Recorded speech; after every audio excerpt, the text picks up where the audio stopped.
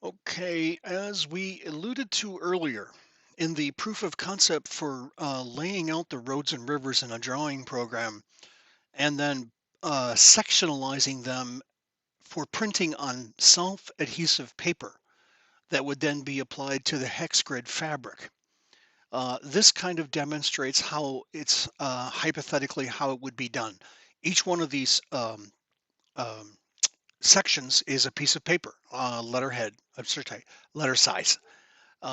If we were to lay them out in a legal size paper, it might be somewhat less uh, number of pages.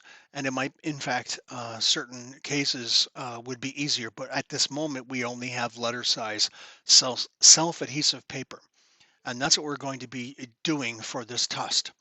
Once these images are printed out, they'll be printed on the laser printer and then cut out and placed in position as to the map grid coordinates for the hexagon, as the hexagon grid shows. So that's what this is showing, how these objects would be segregated from their main design into separate objects. And how that is done is you wouldn't be able to just capture that, well, I suppose you could, screen capture this after zooming in and then printing it would be one possibility. But for us, using the drawing program that we have, hypothetically, what would be done is you would actually take this node of this. Let's see if I can get this object. Is it needs to be ungrouped? Maybe. It may already be ungrouped. So if we look at this, you can barely see the nodes, that this isn't a single straight line. It's actually a shape.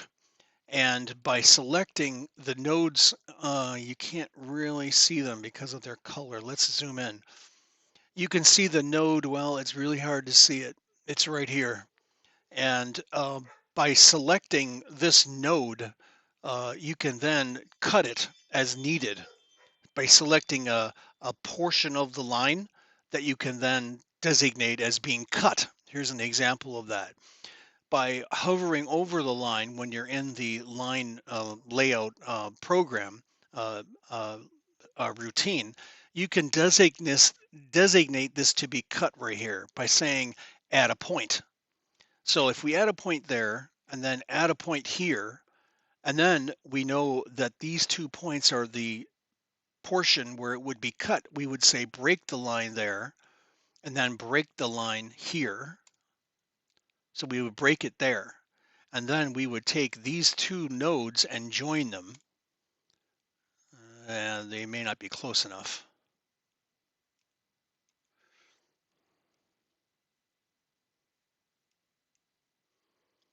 They may have to be closer to join. Oh,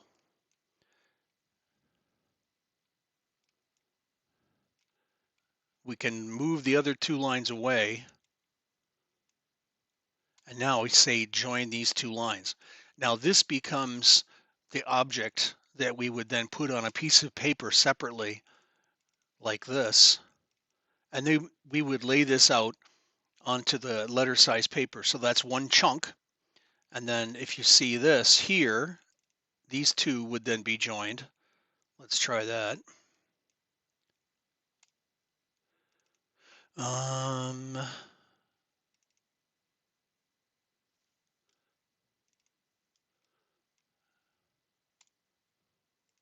there we go.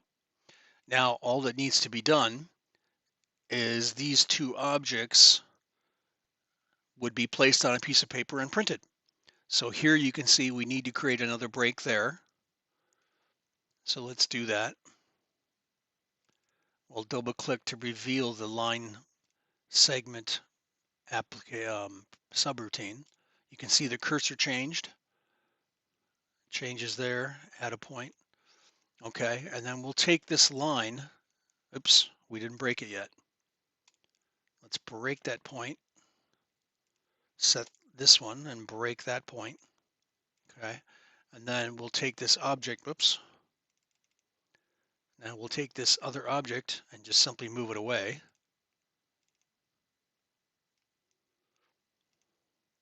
And then take these two pieces, I'm sorry, designate, double click the line, designate the nodes, and then join the nodes. Obviously, this has to be trimmed when it goes to laying it down, but that's essentially the idea. Now we can take this shape and put it on our piece of paper, and maybe just a little too big, but this, remember, I've laid this out. This is actually a 10.5 by 8. So we have the room here to account for the margin of the paper. So we have two shapes from our overall river. So let's go back to our segment that we cut apart and join those two lines again, and then we're back to where we were. Now simply, you can imagine this right here, um, taking this shape and putting it on a piece of paper by itself. So that's essentially how this would be done. And there's another option too, by the way, in this, depending on your drawing program, you can actually designate this to be cut.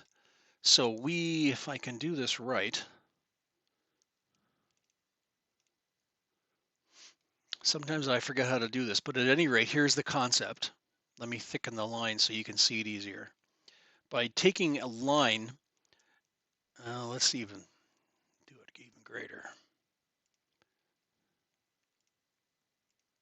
Oops, no, that's way too thick. Let's go back.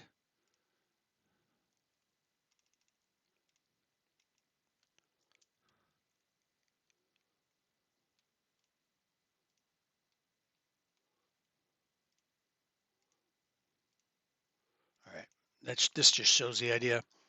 You can take this line and select these two objects, and then using another subroutine in the application, cut through and make this slice right through these two pieces. I won't bother doing it now, but you get the idea. That's essentially how this would be done.